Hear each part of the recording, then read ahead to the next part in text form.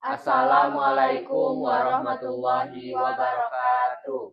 Kami dari kelompok 8, kelas D, Prodi Ilmu Hukum, Angkatan 2024, Universitas Jambi yang akan menganalisis kasus dari perspektif hukum agraria yang berjudul Kasus Lahan Transmigrasi diklaim perusahaan di Tanjung Jabung Timur, Jambi. Sebelum kita masuk ke dalam pemaparan materi, izinkan kami memperkenalkan diri terlebih dahulu. Perkenalkan, nama saya Zaskia Aurel Ibrahim dengan NIM B1A124144. Saya Raja Atoila Mufid dengan NIM B1A124145. Nama saya Zafira Salsabila dengan NIM B1A124151. Saya Sabita Naila dengan NIM B1A124152. Nama saya Muhammad Repki Saputra dengan NIM B1A124171.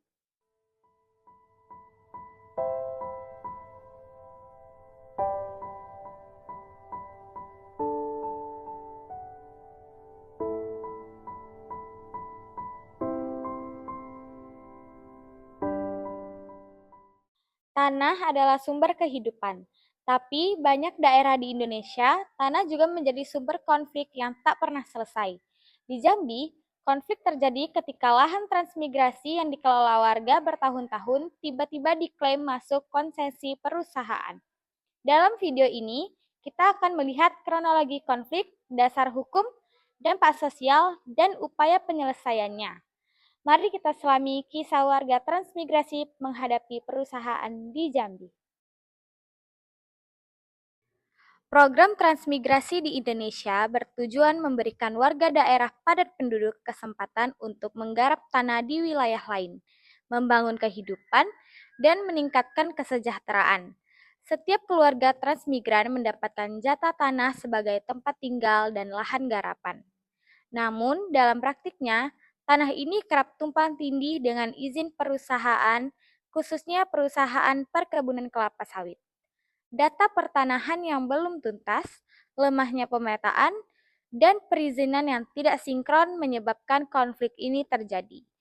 Masyarakat menganggap tanah tersebut milik mereka secara sah, sementara perusahaan memegang izin HGU resmi dari negara. Kasus konflik lahan transmigrasi versus perusahaan di Desa Panen Sejahtera, Kabupaten Tanjung Jabung Timur bermula pada tahun 1990-an dari pemberian lahan kepada warga transmigrasi puluhan tahun lalu. Warga menempati dan menggarap lahan untuk bertani dan bercocok tanam secara turun-temurun. Dengan bukti dokumen seperti surat keputusan transmigrasi, SPPT, dan rekomendasi desa. Masalah muncul ketika PT Indonesia Agro Mulia memperoleh hak guna usaha atau HGU yang menutupi sebagian lahan warga. Penerbitan HGU ini dilakukan tanpa memverifikasi seluruh data kepemilikan lahan transmigrasi, sehingga menimbulkan tumpang tindih administratif. Warga menolak pengosongan lahan mereka dan melakukan aksi protes damai, namun ketegangan meningkat karena adanya tekanan dari pihak perusahaan dan aparat setempat. Perselisihan ini akhirnya mencuat ke media, menarik perhatian organisasi lingkungan seperti WALHI yang mengangkat kasus tersebut sebagai contoh konflik agraria yang melibatkan hak rakyat versus izin perusahaan. Seiring berjalannya waktu, sengketa ini berkembang menjadi masalah hukum dan sosial yang kompleks, di mana warga yang mempertahankan lahan menghadapi resiko kriminalisasi. Sementara perusahaan mengklaim hak melalui HGU. Upaya penyelesaian dilakukan melalui mediasi, pembentukan panitia khusus DPRD, dan revisi HGU.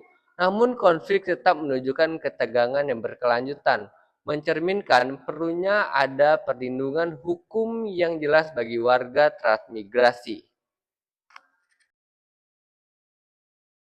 Analisis hukum agraria. Kasus ini menunjukkan kompleksitas hukum agraria di Indonesia. Warga memiliki hak atas lahan transmigrasi berdasarkan surat keputusan transmigrasi, SPPT, dan dokumen administrasi desa yang dilindungi UUPA dan peraturan kementerian terkait. Di sisi lain, perusahaan memegang HGU yang sah secara administratif. Namun HGU diterbitkan di atas lahan yang telah dikuasai warga. Hal ini menimbulkan tumpang tindih hukum. Konflik diperparah karena lemahnya koordinasi antar instansi, termasuk BPN, Kementerian ATR atau BPN, dan pemerintah daerah. Hingga November 2025, kasus ini belum memiliki penyelesaian final, meski sudah melalui mediasi dan advokasi hukum oleh warga dan walhi. Dampak konflik. Dampak konflik ini sangat luas. Dari sisi sosial, terjadi ketegangan antar warga, aparat, dan perusahaan. Muncul ketidakpercayaan antar warga. Ekonominya terganggu karena lahan sengketa menjadi tidak produktif. Secara hukum, warga yang mempertahankan hak legal menghadapi resiko diskriminasi. Ruang hidup tradisional warga juga terganggu, termasuk akses terhadap lahan garapan dan kebun mereka. Hingga November 2025, konflik ini tetap aktif, menunjukkan pentingnya perlindungan hukum bagi warga transmigrasi. Upaya penyelesaian, rapat pemerintah, mediasi, panitia khusus DPRD, dokumen HGU direvisi, pertemuan warga konsultasi hukum. Penyelesaian kasus ini melibatkan beberapa langkah. Mediasi antara warga, perusahaan, dan pemerintah dilakukan untuk meninjau batas lahan.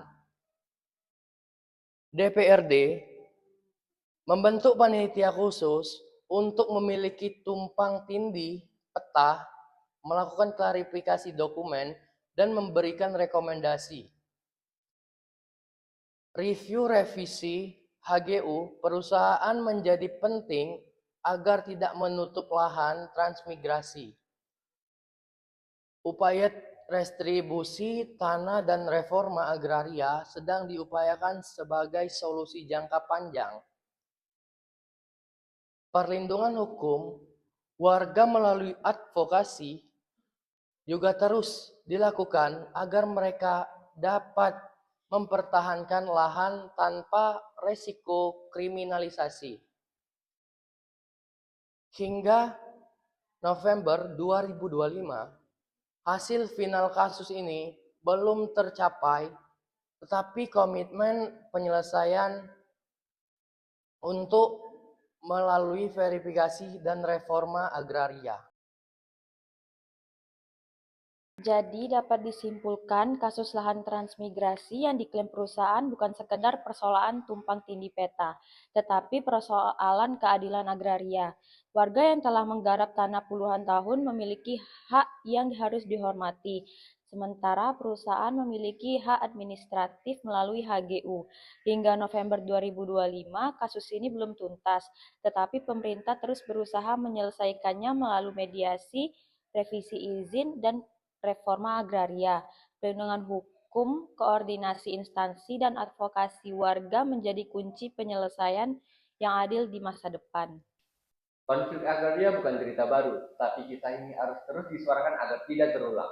Semoga video ini menambah wawasan tentang pentingnya keadilan dan ketepatan administrasi pertanahan.